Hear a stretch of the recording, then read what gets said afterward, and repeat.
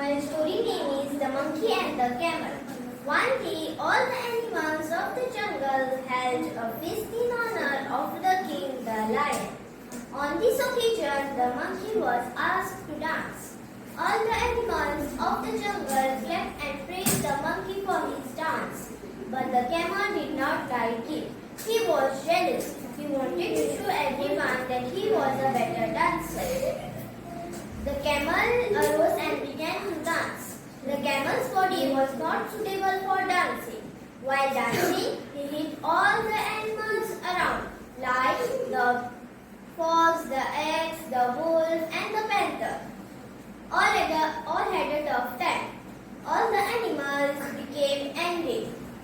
Finally, at one point, the camel's tail hit the lion's nose. The lion roared in anger and decided to punish the camel for his misbehavior. The moral of the story is jealousy leads to misbehavior and loss. Thank you. Very good.